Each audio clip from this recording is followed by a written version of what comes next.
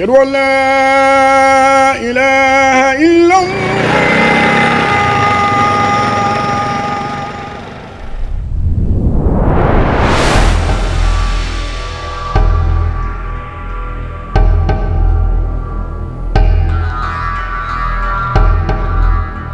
Bye mummy, bye पापा। Bye बेटा। अरे तू ब्रेकफास्ट में क्या खाएगा ये तो बताता जा। हाँ, 3 बॉइल्ड एग्स और 2 टोस्ट। Bye mummy.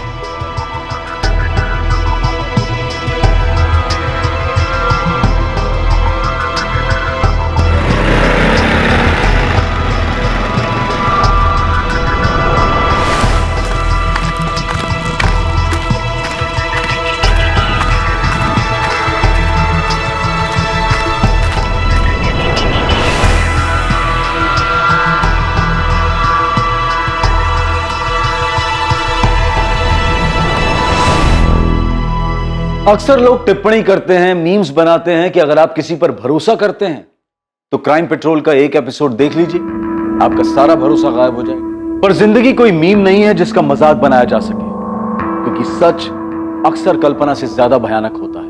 और सच ये था कि 22 अगस्त 2019 की सुबह रोज की तरह ऋतिक गुप्ता जॉगिंग के लिए निकला तो था, पर कभी लौट कर नहीं आया।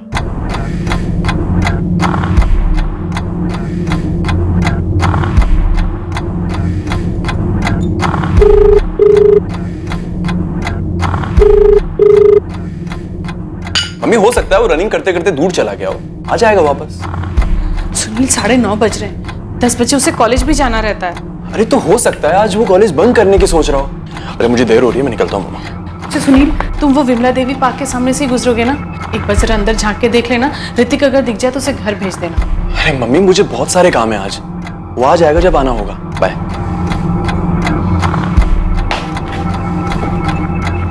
मेम साहब, अंडे छील दूं? नहीं, अभी नहीं रंजना, ऋतिक को आ जाने दो, उसके बाद।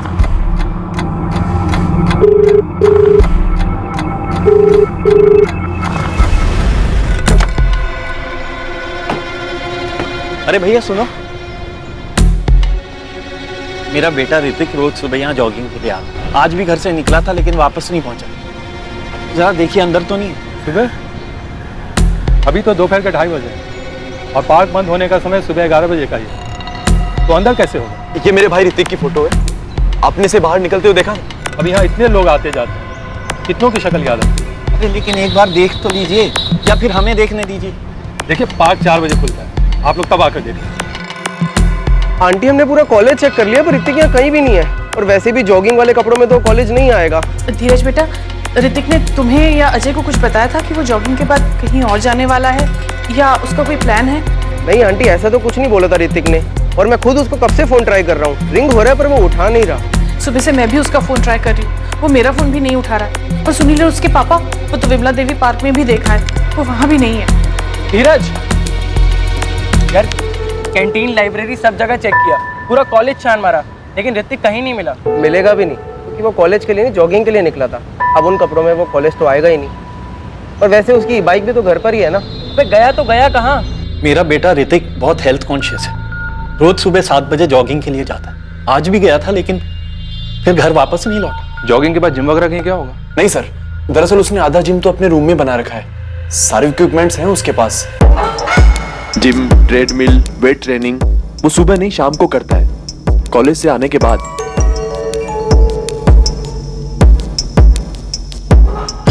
आप लोग हमें ऋतिक गुप्ता की फोटो दे दीजिए, और जैसा कि आपने कहा कि ऋतिक बालिग है, 22 साल का है, तो तहकीकात 24 घंटे के बाद ही शुरू हो सकती है। हाँ वो बालिग है मिस्टर चौधरी, लेकिन वो सुबह से घर वापस नहीं आया। और सर इससे पहले ऐसा कभी नहीं हुआ। ठीक है, हम उसकी फोटो आसपास के हॉस्पिटल्स में भेज देंगे, पता करेंगे उसका कोई एक्सीडेंट वगैरह तो नहीं हुआ है, क्योंकि उसका फोन अभी तक चालू है। मिस्टर चौधरी, अगर एक्सीडेंट हुआ होता तो किसी ने तो फोन उठाया होता। डॉक्टर गुप्ता, मैं आपकी बात से सहमत हूँ, लेकिन हमें अपनी तहकीकात कहीं ना कहीं से तो शुरू करनी होगी ना।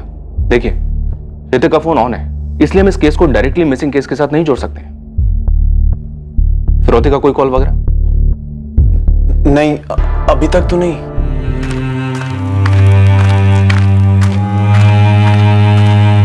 उस दिन सुबह ऋतिक गुप्ता किसी खास इरादे से कहीं जाने के लिए निकला था, और उस खास इरादे मकसद के बारे में उसने किसी को नहीं बताया था।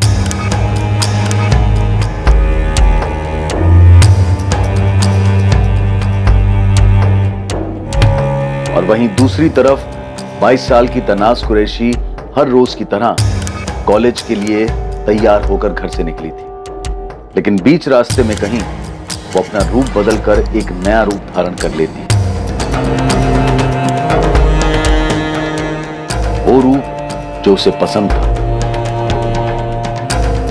एक ऐसा रूप जिसकी उसने महत्वाकांक्षा की थी, एक ऐसी जिंदगी जो वो जीना चाहती थी। गुरुग्राम, नोएडा, गाजियाबाद के हॉस्पिटल्स में भी पता करो, हो सकता है ऋतिक उस तरफ गया हो।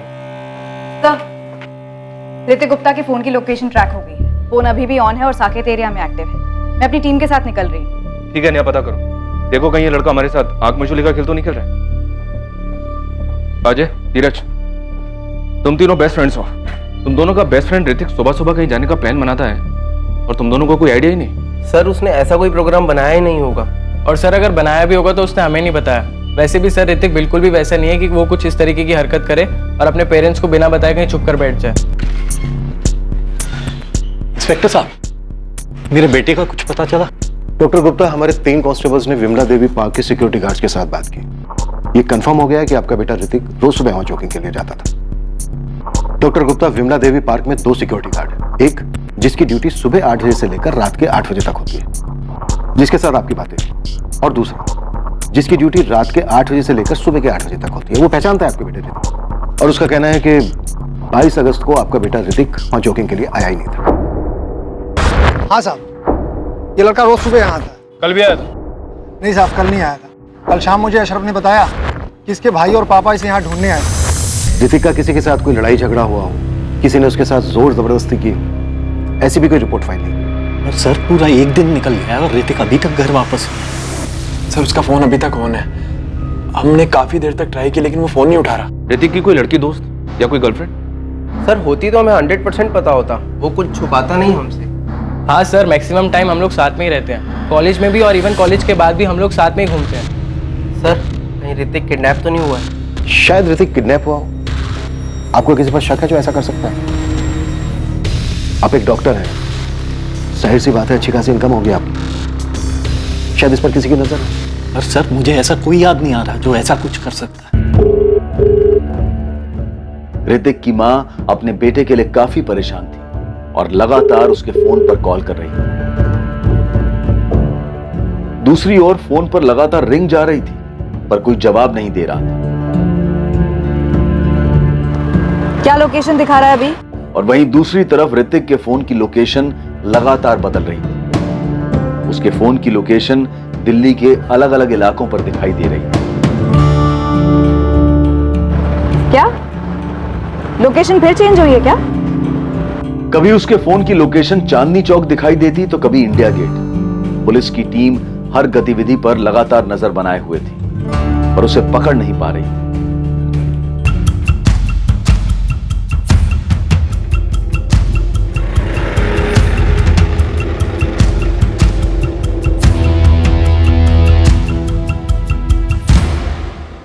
सर हमारे पास जितने भी नंबर्स हैं हम आपको दे चुके हैं। हम उन नंबर्स को टैप कर रहे हैं। पर इंस्पेक्टर, अगर ऋतिक को किसी ने किडनैप किया है तो अभी तक कोई फोन आया क्यों नहीं?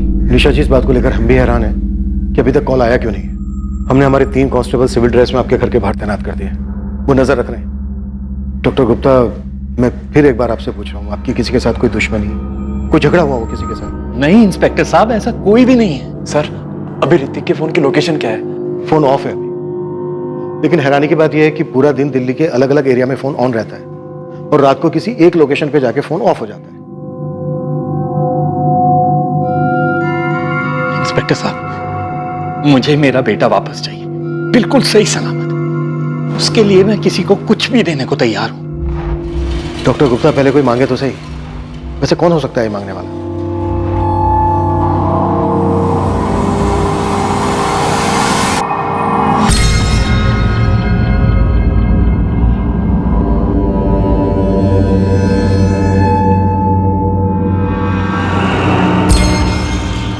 नहीं साहब, मुझे नहीं पता ऋतिक बाबा को कौन उठा सकता है। घर में कभी कोई झगड़ा हुआ था? कभी कुछ सुना था किसी लड़की को लेकर? माँ बाप भाई के बीच किसी तरह का कोई झगड़ा हुआ हो? नहीं साहब, कभी नहीं सुना। तेरा पति क्या काम करता है? दिहाड़ी मजदूर है मैडम। वो नई बिल्डिंग बन रही है ना, वही मजदूरी करता है। ये लिख, उसका नंबर लिख और जिस बिल्डिंग में वो काम करता है उसका एड्रेस लिख।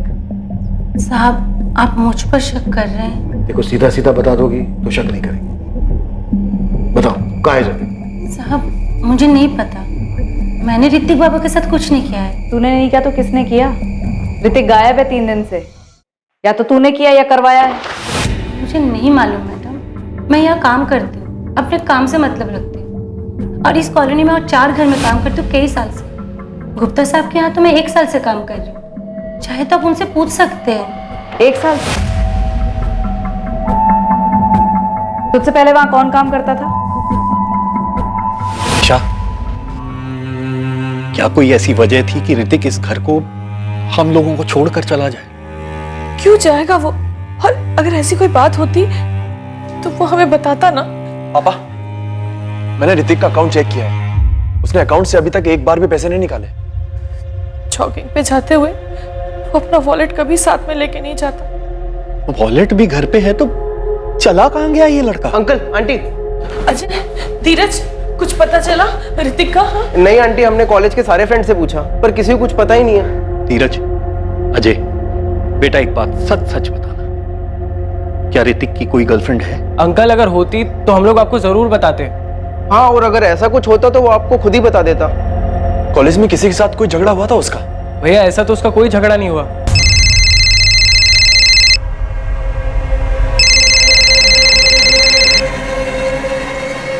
हेलो डॉक्टर गुप्ता, हमने आपकी कामवाली भाई रंजना से पूछताछ की। रंजना? रंजना ने कुछ किया है क्या? अभी कुछ कह नहीं सकते हैं। अच्छा, क्या आप हमें बता सकते हैं कि रंजना और उसके पति के पास ऐसा करने का कोई कारण हो सकता है? पता नहीं। और तबस्सुम कुरैशी? तबस्सुम? लेकिन तबस्सुम तो 1 साल पहले ही हमारे घर का काम छोड़ के जा चुकी है। डॉक्टर गुप्ता, हम हर एंगल टटोल रहे हैं। ये जो कोई भी है आपका करीबी है, आपको आपकी फैमिली को अच्छे से जानता है। ईशा, तुम्हारा तबस्सुम से कभी कोई झगड़ा हुआ था क्या? नहीं तो तबस्सुम ने तो हमारे यहाँ 4 साल काम किया और काम छोड़े भी उसको 1 साल हो गया। और याद है, उसकी तबीयत खराब रहने लगी थी और उसकी बेटी तनाज वो कमाने लगी थी। तनाज के कहने पर ही उसने काम करना छोड़ा था। क्यों, क्या हो गया? पुलिस क्या पूछ रही थी? तबस्सुम ने कुछ किया क्या? जी, मैं ही हूँ तबस्सुम कुरैशी। आप 1 साल पहले आरके नगर वाले डॉक्टर गुप्ता के यहाँ काम करती थी? जी, मैंने उनके यहाँ करीब 4 साल काम किया है। पर आप ये क्यों पूछ रही हैं? काम क्यों छोड़ा? आपसे मतलब? सीधे सवाल का जवाब दो, काम क्यों छोड़ा? उम्र और लगातार काम करने की वजह से मेरी सेहत खराब रहने लगी थी। फिर मेरी बेटी ने काम करना शुरू कर दिया, तो पैसे की किल्लत भी कम हो गई थी और वो चाहती थी कि मैं काम छोड़ दूं और अपनी सेहत का ख्याल रखूं। तो उसके कहने पर मैंने काम छोड़ दिया। कोई और बात तो नहीं? हमारी कोई बात बुरी लग गई? पैसे कम पड़ रहे तो बोलो, मैं तनख्वाह बढ़ा। अरे नहीं मैम साहब, आप लोग तो बहुत अच्छे हैं, हमेशा अच्छा सलूक किया है मेरे साथ, ऐसा मत कहिए। फिर मैंने काम छोड़ दिया, तब से घर पर ही हूँ। मेरे शौहर गैराज में मैकेनिक का काम करते हैं और मेरी बेटी रिसेप्शनिस्ट का काम करती है।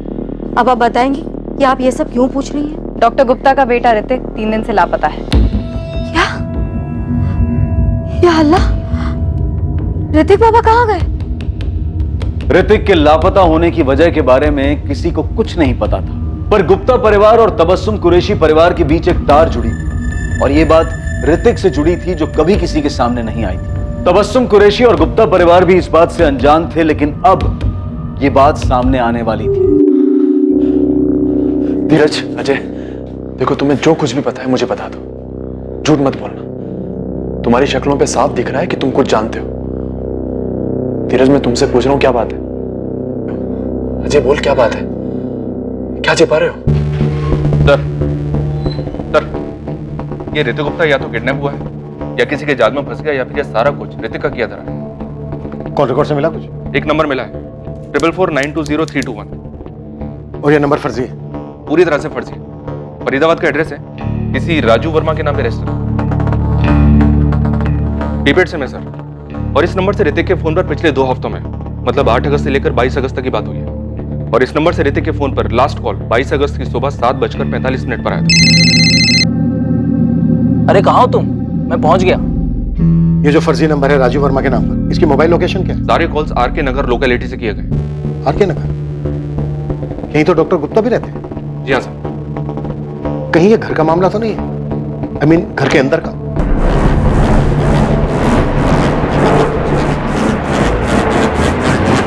ये जॉगिंग पर जाने वाली बात झूठ। ऋतिक उस दिन घर से निकला ही ना हो। सर अगर ऐसा है भी तो ऐसा करने की वजह क्या हो सकती है? गाइस, मैं तुमसे दोबारा पूछूं, जो भी बात है मुझे साफ साफ बता दो। देखो, ऐसा लग रहा है ऋतिक किसी मुसीबत में है और तुम दोनों चुप रहकर उसकी मुसीबत और बढ़ा रहे हो। भैया तनाज, अभी कुछ देर पहले आंटी ने तबस्सुम का नाम लिया था और उसकी बेटी तनाज। हाँ, तनाज तबस्सुम आबा की बेटी है। तो भैया 1 साल पहले ऋतिक ने हमें एक लड़की से मिलवाया था, ये कहकर कि वो उसकी गर्लफ्रेंड है और उसका नाम भी तनाज ही था।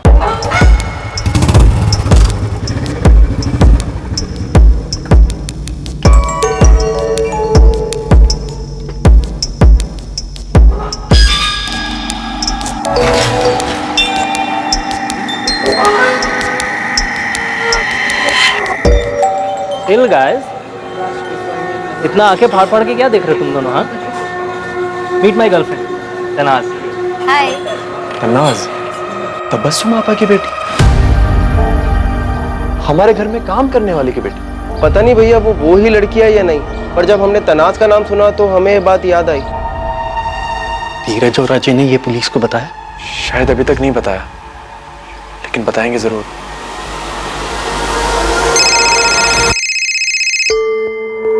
Hello, Tanaz Qureshi. Yes speaking, how may I help you? पहले सिर्फ इतना बता कि तेरा ऋतिक गुप्ता के साथ चक्कर है या नहीं। क्यों, आप उनकी बीवी बोल रही हैं? आरके पुलिस स्टेशन से एएसआई नेहा बोल रही हूँ। तो पहले इंट्रोडक्शन देने में क्या प्रॉब्लम थी? ज्यादा स्मार्ट मत बन। तुझे मालूम है ऋतिक गुप्ता गायब है 4 दिन से? नहीं तो कैसे गायब हो गया? कहाँ चला गया? सुन, तूने सुनील भैया की शक्ल देखी थी जब हमने तनाज का नाम लिया था? हाँ यार, मुझे तो लगता है उन्हें पहले से ही पता था और वो तनाज यही वाली तनाज है। पर यार मुझे एक बात समझ नहीं आई कि ऋतिक ने कभी बताया नहीं कि उसकी गर्लफ्रेंड काम वाली की बेटी है। अब आगे एक अजीबोगरीब प्रेम कहानी, लव अफेयर सबके सामने आने वाला था और ऋतिक के गायब होने की जड़ इसी प्रेम कहानी में मिलने वाली थी। ऋतिक गायब हुआ है, मुझे तो अभी आपसे पता चला है। अच्छा, वैसे सवाल हमारा ये था कि तुम्हारे और ऋतिक के बीच चल क्या रहा था? और झूठ बोलने की कोई जरूरत नहीं है। अजय और धीरज ने तुम्हारा नाम लिया है, तुम्हारा फोटो भी पहचाना है, ये भी बताया कि ऋतिक ने तुम्हें अपनी गर्लफ्रेंड कहकर उनसे इंट्रोड्यूस कराया था। तो इसमें झूठ क्यों बोलूंगी? बिल्कुल सच कहा उन्होंने।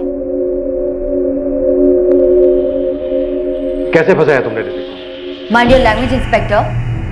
जस्ट बिकॉज मैं एक काम वाली की बेटी हूँ, लोअर क्लास से, उसका ये मतलब नहीं आप मेरे लिए फास्ट टाइप वर्ड्स यूज करेंगे। और अगर आप ही के लैंग्वेज में जवाब दूं तो मैंने उसे नहीं फंसाया था।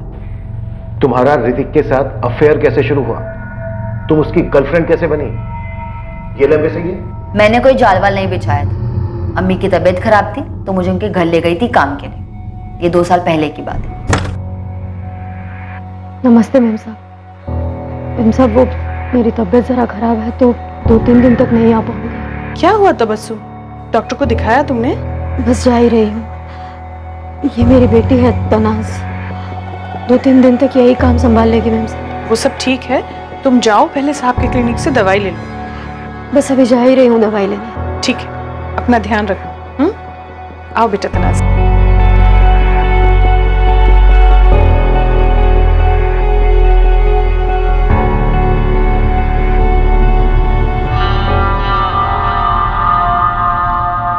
क्या हुआ, कुछ चाहिए?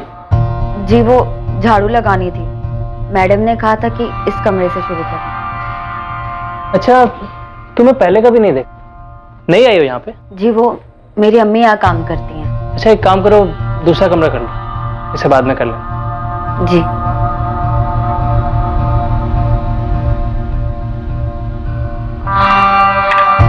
सुनो,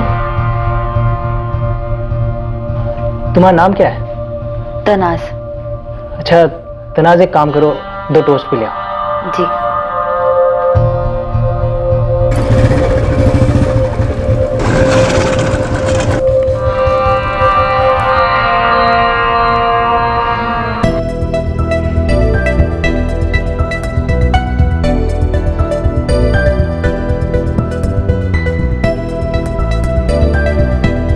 तनाज, तुम तनाज हो ना?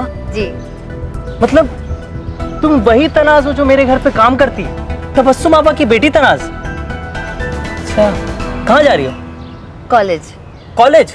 जी मैं बीकॉम सेकेंड ईयर में हूँ। गुड यार, तो मैं तुम्हें कॉलेज तक छोड़ दूँ? Oh hi, by the way I am Hrithik. हाय।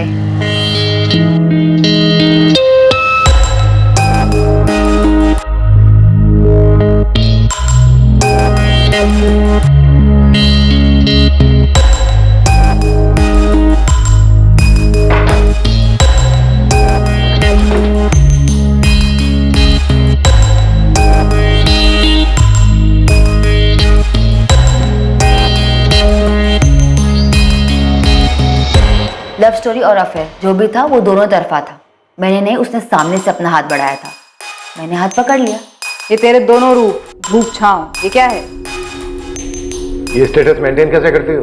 चोरी डकैती नहीं करती हूँ। मुझे पता है मैं खूबसूरत हूँ। मेरे कॉलेज में काफी लड़के मुझे पसंद करते हैं, उनमें से कई पैसे वाले भी हैं। वही सारी चीजें मुझे गिफ्ट करते हैं और मुझे ऐसे ही रहना पसंद है। तो ये ऋतिक भी तेरे लिए गिफ्ट देने वाला बकरा रहा होगा, है ना? देखिए आप प्लीज समीर से बात कीजिए। ऋतिक मुझसे प्यार करता था, मैंने ऋतिक को कभी बकरा नहीं माना था। हम एक रिलेशनशिप में थे, काफी बार फिजिकल भी हुए, बहुत अच्छा टाइम स्पेंड किया हमने साथ में, लेकिन मैंने अपना रोना उसके सामने कभी नहीं रोया। 6 महीने पहले हमें ये समझ आ गया कि हमारे रिलेशनशिप का कोई फ्यूचर नहीं है। वो एक अमीर घर का लड़का और मैं एक गरीब घर की लड़की। इसकी अपनी खुद की जिम्मेदारी है, अम्मी अब्बू का सहारा बना, उनकी जिंदगी बनानी है। और मेरा ऋतिक के गायब होने से कोई वास्ता नहीं है। 6 महीने पहले हम अलग हो चुके, कोई कॉन्टैक्ट नहीं। क्या मैं जा सकती हूँ? हाँ जा सकती हो, लेकिन सिर्फ यहां से, शहर छोड़कर नहीं। ऐसा तो मेरा खुद का कोई इरादा नहीं है, पर मैं दुआ करूंगी कि ऋतिक आप लोगों को जल्दी मिल जाए। लड़की बहुत तेज है, काफी स्मार्ट है सर, बहुत पहुंची हुई चीज लगती है। लेकिन इसने कुछ छुपाया नहीं, एक बार भी नहीं कहा कि ऐसा कुछ नहीं था, लव अफेयर है, जो भी कुछ था साफ साफ बता दिया सब कुछ। छुपाने का कोई फायदा नहीं था ना सर, उसे पता चल चुका था कि अजय और धीरज हमें सब कुछ बता चुके हैं। क्या लगता है तुम्हें, ये ऋतिक को गायब कर सकती है? सर, सोमन नगर पुलिस मेहरौली को अभी 1 घंटे पहले जंगल के पास ये लाश मिली है। उनके पास ऋतिक की फोटो थी जो हमने उन्हें भेजी थी। दिल्ली में मेहरौली इलाके की सोमन नगर पुलिस को 1 घंटे पहले जंगल के पास एक बोरी मिली। बोरी का मुंह जैसे ही खोला गया, उसमें से एक लाश बाहर आई।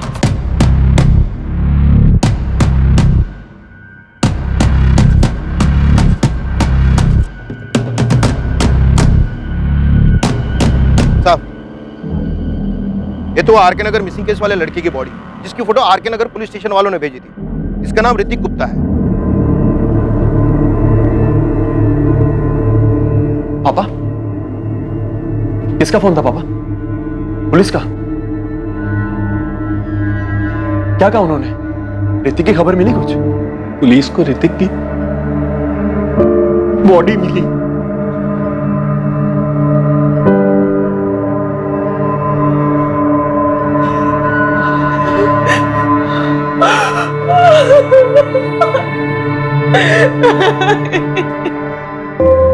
जैसे प्लान हुआ था सब वैसे ही हुआ है।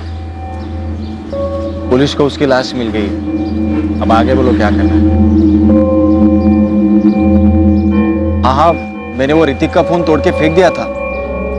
आप ये बोलो ना, पैसे का क्या हुआ?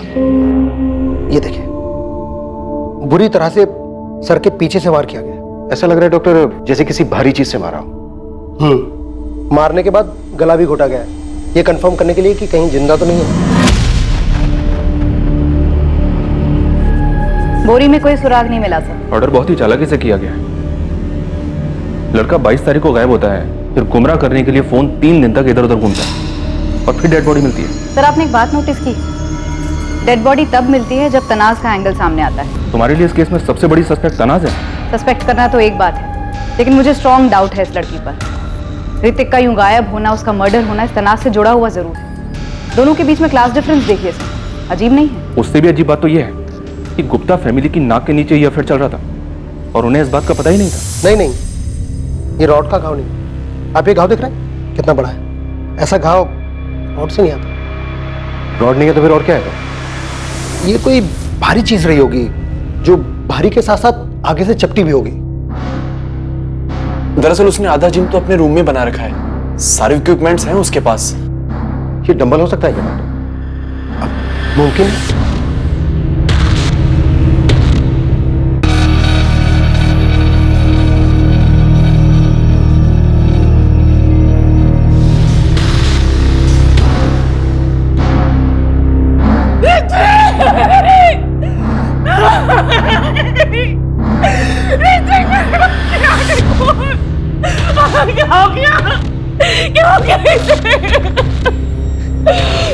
हमें जहां तलाश करना चाहिए था वहां हमने ढूंढा ही नहीं। ये सब कुछ डॉक्टर गुप्ता के घर में हुआ। तुम सही कहनी थी ने, ऋतिक का गायब होना, उसके बाद उसका मर्डर, ये सब ऋतिक और तनाज के रिश्ते से ही जुड़ा है। तनाज ने हमें पूरा सच नहीं बताया। नेहा, तुम तनाज से बात करो, हम डॉक्टर गुप्ता के घर जाते। अम्मी अब्बू, आप लोग मुझे इस तरह से क्यों देख रहे हैं? मुझे पता है कि गुप्ता जी की बेटी की लाश मिली है, लेकिन मेरा यकीन मानिए, मेरा उससे कोई वास्ता नहीं, मैंने कुछ नहीं किया। तनाज, तुमने ऐसा कैसे इतने अमीर घर के लड़के के साथ अपना रिश्ता बनाने का सोचा? अब्बू, रिश्ता मैंने नहीं, उसने बनाया था। मेरी गलती बस इतनी है कि मैंने मना नहीं किया। अरे तो क्यों नहीं रोका खुद को? अम्मी, ये सारी बातें मेरे जहन में उस वक्त नहीं आई थी। वो लोग होंगे सो होंगे। और वैसे भी अम्मी, ये सारी बातें तो 6 महीने पहले खत्म हो चुकी है। अब उसके गायब होने से, मर्डर से मेरा कोई वास्ता नहीं है। खुदा के लिए आप लोग मुझ पर शक करना बंद कीजिए। मैं अपनी जिंदगी जी रही हूँ, अपना काम कर रही हूँ। तनाज, आप इतने दिनों तक मेरे बेटे को ढूंढ नहीं पाए, उसका मर्डर हो गया, और अब आप मुझी से कह रहे हैं कि आपको मेरे ही घर की तलाशी लेनी है। पूरी दुनिया को छोड़कर आपको बस हम ही पर शक है। हाँ तो तुम्ही ने कहा था ना कि ऋतिक जिम नहीं जाता था, घर में ही वर्कआउट करता था। हाँ तो इसका मतलब ये हुआ कि आप हम ही पे शक करेंगे, हम पे, ऋतिक की अपनी फैमिली पे। पर आप लोगों को घर चेक करवाने में ऑब्जेक्शन क्या है? देखिए, हमें सिर्फ घर चेक करना है, वो भी आपके सामने। आपकी मौजूदगी से हमें कोई प्रॉब्लम नहीं है।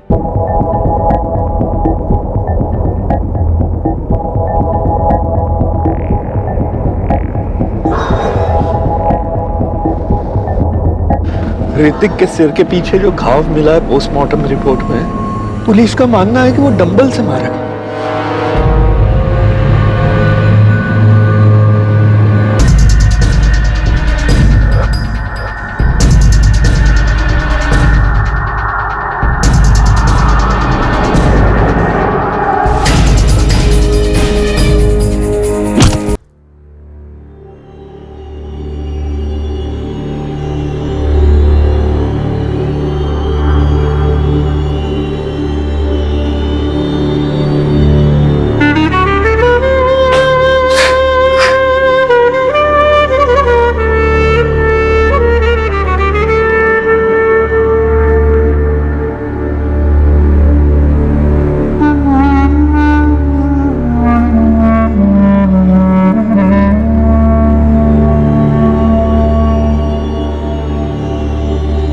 तूने ऐसा क्यों किया बेटा? क्यों किया तूने ऐसा?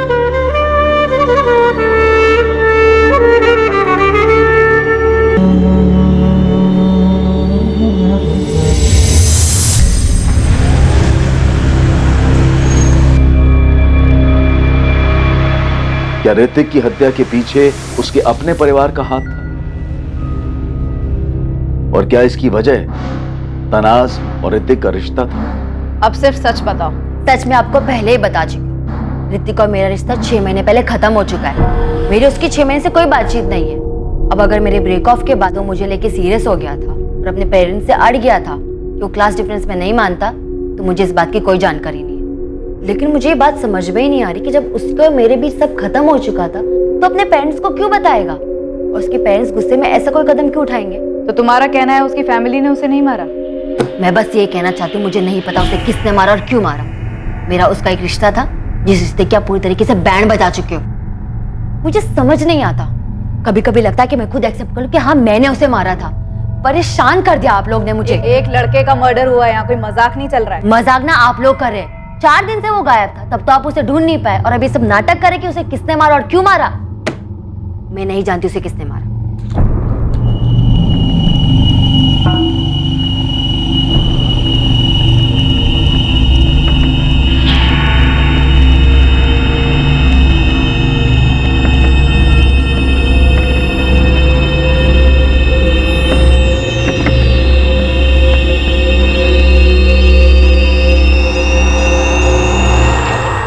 कुछ मिला? कैसे मिलता? सब कुछ आप लोगों ने साफ जो कर दिया। मेरे भाई का मर्डर हुआ है। मर्डर करने वालों को पकड़ने की बजाय आप लोग हम ही पर इल्जाम लगा रहे हैं। डॉक्टर गुप्ता, तनाज और ऋतिक के अफेयर के बारे में आपको कब पता चला? अभी जब धीरज और अजय ने हमें बताया। लेकिन आप लोग जो ये कहानी बना रहे हो ना कि हमें उनके अफेयर के बारे में पहले से पता था और नाराज होकर हमने उसे मार दिया, ये एकदम बकवास है, क्योंकि ऐसा कुछ भी नहीं हुआ। आप लोग प्लीज शांति से हमें हमारे बेटे का शोक मनाने दीजिए। हम लोग पहले ही बहुत दुखी हैं, जो आपको दिखाई नहीं दे रहा, क्योंकि आप लोग कुछ कर नहीं पाए और अब ये उल्टी सीधी कहानियां बना रहे। अरे हम तो पहले ही शौक में आ गए थे ये जान के कि हमारे बेटे का हमारी काम वाली की बेटी के साथ अफेयर था, जो हमें पता तक नहीं था। आप जल्दी से जल्दी बस हमारे बेटे की बॉडी हमें दे दीजिए। इसके अलावा ऋतिक के मर्डर का और क्या कारण हो सकता है? सर अगर कोई कारण है भी तो क्या और किसके पास? अगर किडनैपिंग के एंगल का सोचें तो 4 दिन तक फिरौती के लिए एक भी कॉल नहीं आया। ये ऋतिक के दोस्त धीरज और अजय? इनका पूरा कच्चा चिट्ठा निकलवाया सर, पर कुछ नहीं मिला। दरअसल ये तीनों स्कूल से ही साथ में हैं, तभी से दोस्त हैं। ऋतिक के कॉल रिकॉर्ड से हमें सिर्फ ये फर्जी नाम और एड्रेस वाला नंबर मिला है 44492032। इसके अलावा कुछ नहीं मिला। सिम कार्ड डीलर को बहुत तोड़ा सर, लेकिन राजू वर्मा के नाम के फर्जी पैन कार्ड के अलावा और कुछ नहीं मिला। उसे याद ही नहीं है कि उसने सिम कार्ड किसको बेचा था। और एक बात सर, नेहा ने तनाज से पूछताछ की और उसे तनाज के ऊपर काफी गहरा शक। हो सकता है तनाज ने अभी तक हमें सही कहानी ना बताई। तनाज अपने काम में बहुत अच्छी और मेहनती है। पर मैडम, ये सब सवाल आप पूछ क्यों रही हैं? और आप लोग बार बार तनाज को पुलिस स्टेशन क्यों बुलाते हैं? ऋतिक गुप्ता मर्डर केस के बारे में पढ़ा होगा आपने। उसी मर्डर केस के सिलसिले में उसे पूछताछ के लिए बुलाते हैं। लेकिन जब मैंने उससे पूछा तो उसने मुझे ऐसा तो कुछ बताया ही नहीं। तो मिस्टर ऋषिकांत, अब भी आपका यही कहना है कि तनाज एक बहुत अच्छी लड़की है और हमें उस पर शक नहीं करना चाहिए? मैडम, अब तो आप उल्टा मुझे ही डरा रही हैं। पर जब मैंने उसका बायोडाटा देखा था तो उसमें मुझे ऐसा कुछ भी नहीं लगा। और उसे यहाँ पर 15 दिन हो गए ज्वाइन किए हुए। वो अपना काम बहुत अच्छे से कर रही है। उसे आपके यहाँ काम करते हुए सिर्फ 15 दिन हुए? जी मैडम। 31 जुलाई को उसने अपनी पहली नौकरी छोड़ी थी। फिर 7 अगस्त को उसने यहाँ पर हमारे ऑफिस में इंटरव्यू दिया और 12 को ज्वाइन कर ली। इससे पहले वो कहाँ काम करती थी? कोई जिम था। जिम? हाँ, AM जिम्नेजियम नाम का कोई जिम था। आप तनाज का बायोडाटा भिजवा सकते हैं, तनाज को बिना बताए? जी हाँ, भेज देता हूँ।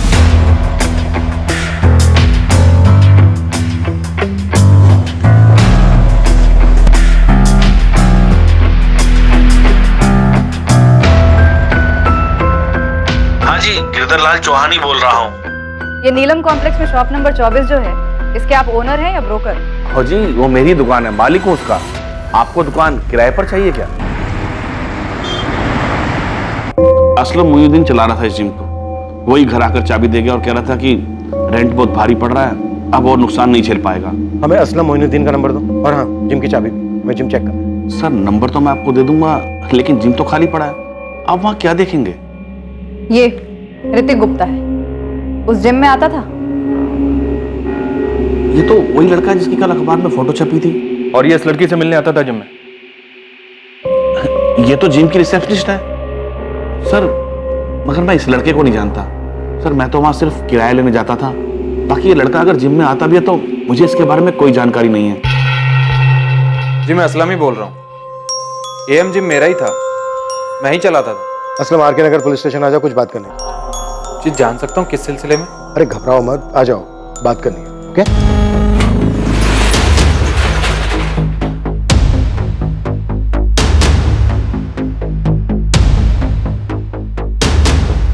जितना मुझे याद है कि असलम ने सब सामान बेच दिया था। वैसे ये इतना बड़ा जिम है भी नहीं।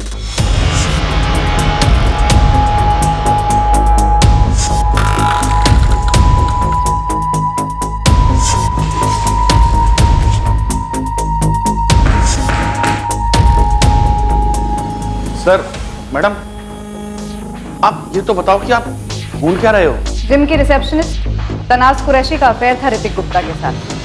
ऋतिक गुप्ता वो लड़का जिसका मर्डर हुआ। आपको क्या लग रहा है, इस शॉप में कुछ हुआ है? जी हाँ, ऋतिक का मर्डर डंबल से किया गया। डंबल, वो वेट जिससे लड़के जिम में कसरत करते हैं। सर, मैं तो आज भी अपना जिम शुरू करना चाहता हूँ, इसलिए कोई सस्ती जगह देख रहा हूँ। पर सस्ती जगह की प्रॉब्लम ये है सर कि वहाँ कोई बड़े क्लाइंट नहीं आते। शॉप का किराया निकालना मुश्किल हो रहा था सर। अब हालत ये है कि सोच रहा हूँ कुछ दिन वापस से ट्रेनर की जॉब कर लूँ। तनाज कुरैशी को जानते हो? जी हाँ सर। क्या हुआ उसे? उसे कुछ नहीं हुआ, बल्कि उसने 22 अगस्त को ऋतिक गुप्ता का मर्डर किया है तुम्हारे जिम में। क्या बात कर रहे हैं सर? ऐसे कैसे हो सकता है? वो तो मेरे यहाँ से 31 जुलाई को नौकरी छोड़ के चली गई थी। उस मंथ की सैलरी भी नहीं दे पाया था मैं उसे। आजकल शायद किसी ट्रैवल एजेंसी में जॉब कर रही है। उसके बाद वो कभी वापस जिम में आई ही नहीं। असलम 25 अगस्त को तुमने जिम की चाबी दुकान के मालिक गिरधर को लौटाई थी? लौटानी पड़ी सर, क्योंकि जिम में कोई क्लाइंट बचे ही नहीं थे। मैंने सबको फ़ोन किया मेंबरशिप रिन्यू कराने के लिए, पर ज़्यादातर क्लाइंट बड़े और अच्छे जिम में मेंबरशिप ले चुके थे। मेरे पास जिम बंद करने के अलावा और कोई रास्ता बचा ही नहीं था। ठीक है, जा सकते हो।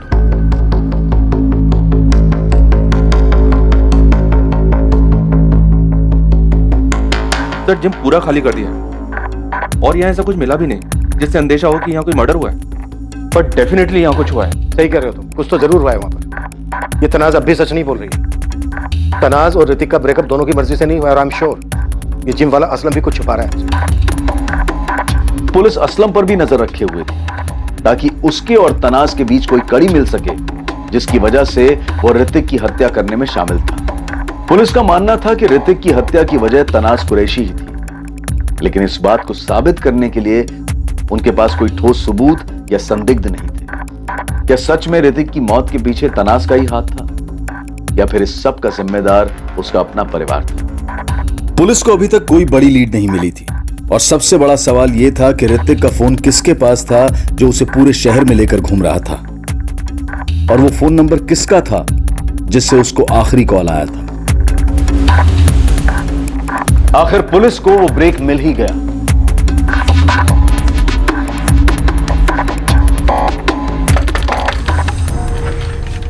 जी कहिए। इकबाल शेख? हाँ मैं ही हूँ। पुलिस, चलो कुछ बात करनी है तुमसे। बात करनी है? लेकिन मुझसे क्या बात करनी है? अरे चल, डर क्यों रहा है, आजा। अरे हाँ, आप हो कौन और मुझे कहाँ ले जा रहे हो? अभी बताया ना, पुलिस। हाँ पर आपको मुझसे क्या बात करनी है? तू डर क्यों रहा है? कोई मर्डर किया तूने? चल डर मत, थाने चल के बात करते हैं। साहब क्या बात करनी थी? कुछ खास नहीं रही, बस तेरे से जानना था कि तू असलम मोइनुद्दीन को जानता है क्या? कि अपना नीलम कॉम्प्लेक्स में एएम जिम्नेजियम नाम का जो जिम चलाता था। पूरी कुंडली बनाई है हमने तेरी। ये देख, 22 अगस्त को दिल्ली में तू कहां कहां गया, क्या क्या देखा, कौन सा पब्लिक टॉयलेट इस्तेमाल किया, सब कुछ। जैसे प्लान हुआ था सब वैसे ही हुआ है। पुलिस को उसकी लाश मिल गई है, अब आगे बोलो क्या करना है। इकबाल पहले ये बता, तूने ऋतिक का फोन तोड़ के फेंका कि नहीं? मैंने वो ऋतिक का फोन तोड़ के फेंक दिया था। आप ये बोलो ना, पैसे का क्या हुआ? इकबाल थोड़ी प्रॉब्लम हो गई, 2-4 दिन आराम से बैठ, मिल जाएंगे तुझे तेरे पैसे। यार असलम तो बोला था काम होते ही 50,000 मिलेंगे करके। साहब मैंने मर्डर नहीं किया है साहब, मैं बस 24 की रात को वहां टेम्पो लेके गया था बॉडी को ठिकाने लगाने के लिए, और 22 अगस्त से उस ऋतिक का फोन लेके मैं दिल्ली में घुमाया। फरीदाबाद से एक राजू वर्मा के नाम पे फर्जी सिम कार्ड लेके मैंने असलम को दे दिया था साहब। और किसके कहने पे तूने ये सब किया?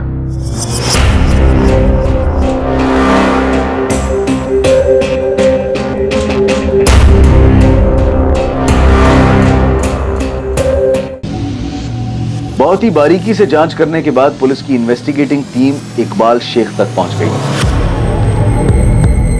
असलम के कॉल रिकॉर्ड से उन्हें इकबाल का नंबर मिला था जब इकबाल ने 25 अगस्त को असलम को उसके मोबाइल पर फोन किया था। सिर्फ 25 अगस्त ही नहीं, उसके बाद भी इकबाल और असलम में पैसों को लेकर बात होती रही थी। और अब असलम मोइनुद्दीन इस पूरी प्लानिंग का खुलासा करने वाला था और बेहद चौंका देने वाला सच सामने आने वाला था।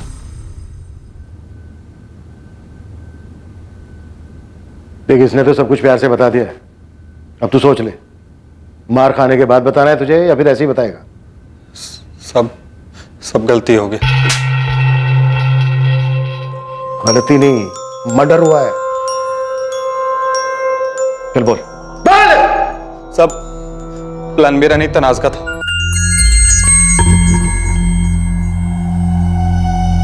मैं तुझे पहले दिन देखते ही समझ गई थी कि तू बहुत पहुंची हुई चीज है। सही पहचाना था आपने। क्यों मारा ऋतिक को? इसलिए कि उसने चाय में से मक्खी की तरह निकाल कर फेंक दिया तुझे? मेरी जूती भी ना फेंक सके कोई। मैंने उसे छोड़ा था, उसने मुझे नहीं। उसकी तो हालत खराब हो गई थी जब मैंने कहा था कि ब्रेकअप कर देते। मैं असलम साथ में काम करते थे, मुझे असलम पसंद आ गया था। तो फिर मारा क्यों ऋतिक को? इकबाल ने सब बता दिया है हमें, कैसे इसने सिम कार्ड लाकर दिया था तुम लोगों को। नए नंबर से फंसाया था ना, क्यों? कैसे हो आप कौन? क्या ऋतिक, तनाज इतनी भी आसानी से भूलने वाली चीज नहीं है। हे तनाज, कैसी है तू? एकदम मस्त मजे में। तूने नंबर चेंज किया क्या? तेरा नाम नहीं है फोन में? हाँ, ये सब छोड़ना, ये बता हम कब मिल रहे?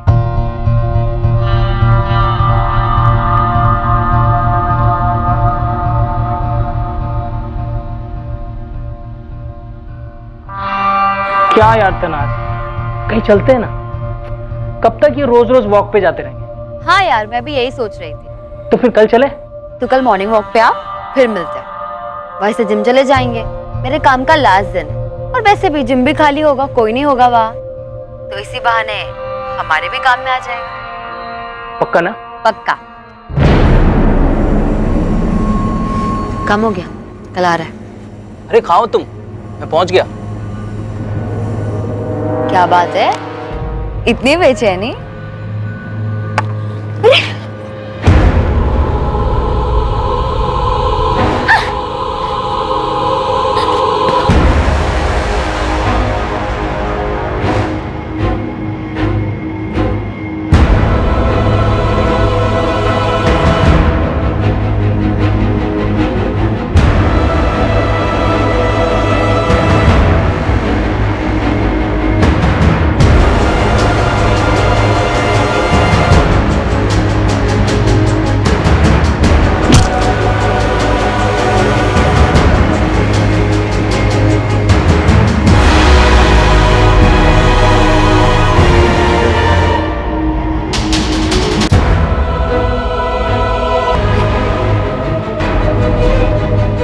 देख ले इसे अच्छे से, बचना नहीं चाहिए, गलत दबा दे इसे।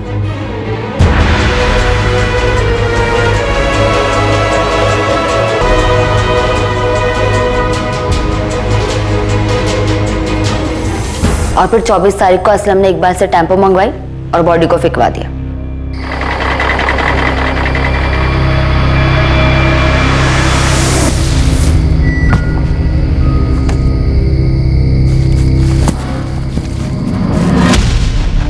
तो फिर बात घूम फिर के वहीं आ गई। ऋतिक ने तुम्हें छोड़ दिया था, तुम्हें गुस्सा आया, इसलिए तुमने उसे फंसाया, बुलाया और मार दिया। बोलना, मुझसे पूछ रहे हैं, बोल। वो मुझे लात मारे, इतनी उसकी औकात नहीं थी। मैं आप लोग से पहले भी कह चुकी हूँ, मैंने उसे छोड़ा था, उसने मुझे नहीं। अरे एक बार छोड़ दिया था तो दोबारा क्यों फंसाया?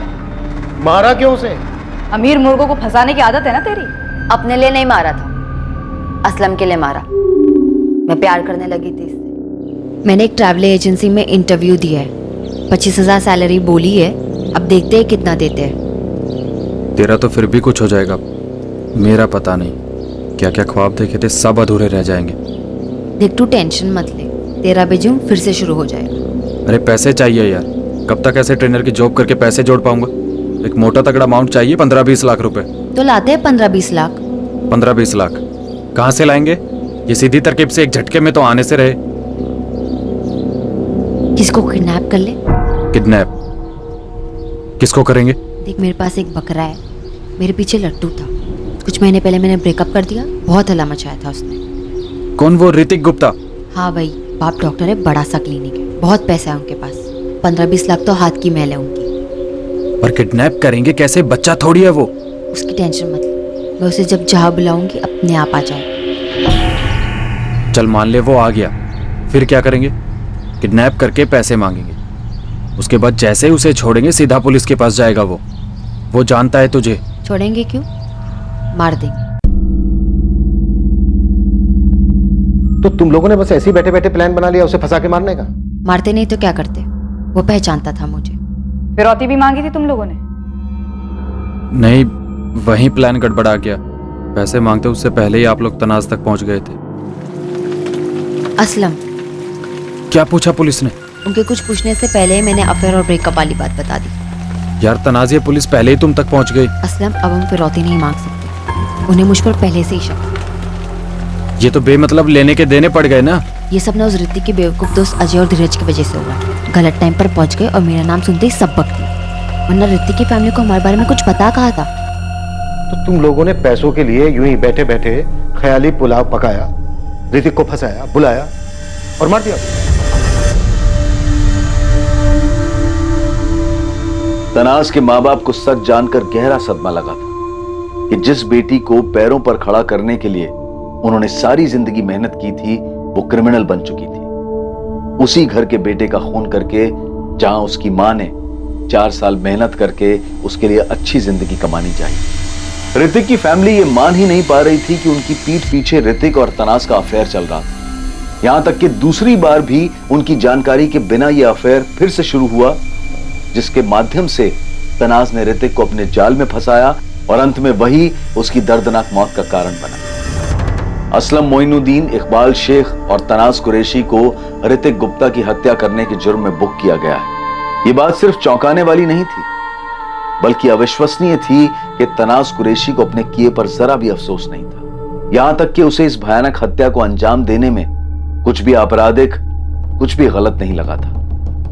अपना मतलब, अपना स्वार्थ एक तरफ है, पर इसके बावजूद कोई अपराधी ये क्यों नहीं देख पाता है कि जुर्म करके किसी और की जिंदगी बर्बाद करते समय वो बेमतलब ही अपनी जिंदगी भी दांव पर लगा रहा है। ऐसा हमने पहले भी कई बार कहा है और फिर कह रहे हैं कि जुर्म करने से कुछ हासिल नहीं होता है, कभी भी नहीं। और ऐसा हमने एक बार नहीं, बार बार अपने हर केस में देखा है। Crime never page. अब मैं अनूप सोनी आपसे विदा लेता हूं, फिर मुलाकात होगी एक और नए केस के साथ।